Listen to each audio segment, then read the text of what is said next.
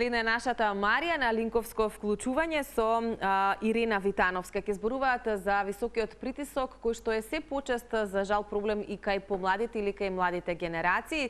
Еден проблем на новото време, за што станува збор или кои се оние корисни совети кои што утринава ќе ви ги дадеме заедно со Марија и со Ирена, следуваат во следните минути. Марија, поздрав од студиото, добро утро до тебе и до твојата соговорничка.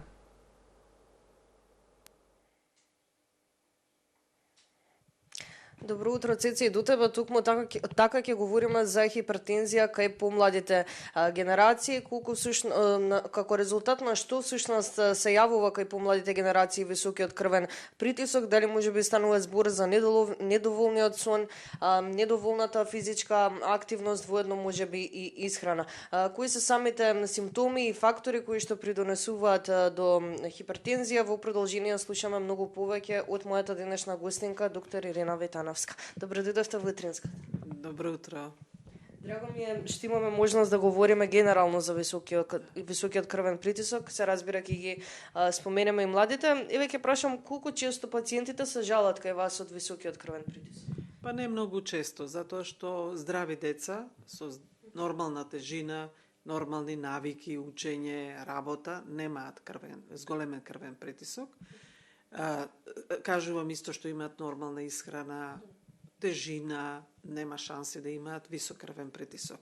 Кога год да измериме, тоа е унормала.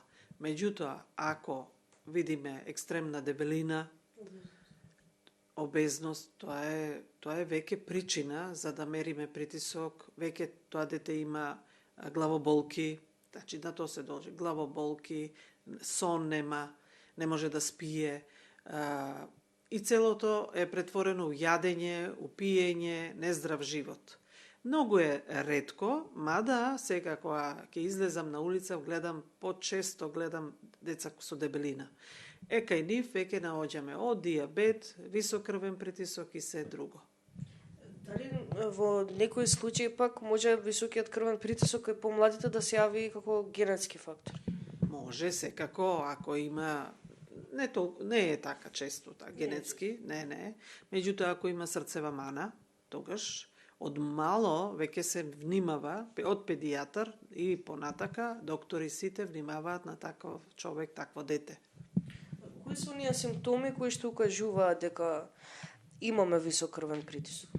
Па, некој пат, зашто го викаат хипертензија, ја викаат тивокубиец, затоа што не се уопште никакви симптоми појавуваат, меѓутоа, може да биде главоболка, пореметен сон, крварење од нос и едноставно нервоза да му прави висок крвен притисок. Може да се појави проблем со видот, исто така. Сега, гледајќи ја дебелината кај млади луѓе, ние веднаш реагираме за да се коригираат навиките. Значи да се некоја одредена диета, не веднаш пристапуваме кон терапија.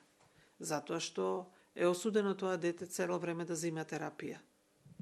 Може ли тој несоодветен начин на живот да го наречам со самото тоа што ќе придонесе до висок крвен притисок и до многу други здравствени состојби, дали може да остават некоја долгорочна последица, доколку еве тоа дете кое што е обезно и се врати на некој нормален тек?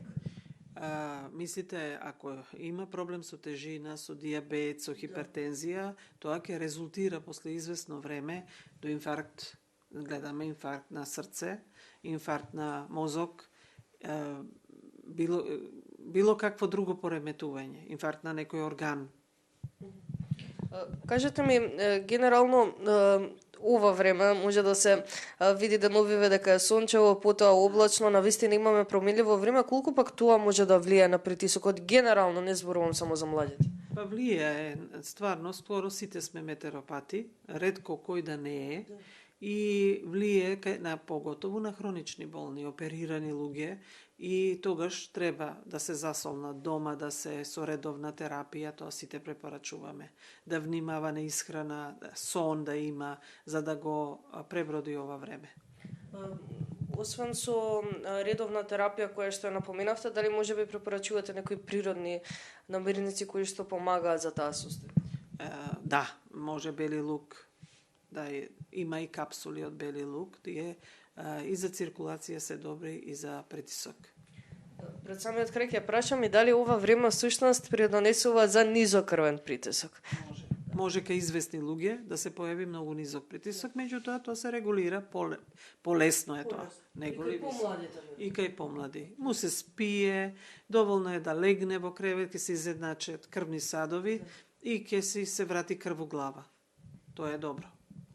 Ви благодарам многу за одвоеното време. Нета што имавме можност утринава да дадеме вакви корисни совети на гледачите, воедно и за ова променливо време. Мола. Благодарам уште еднаш. Се надевам дека уживавте во овој разговор, дека сите совети беа добродојдени утринава. Говоревме за високиот крвен притисок генерално кај помладата популација, но воедно и кои се оние фактори кои што најмногу доведуваат до оваа здравствена состојба.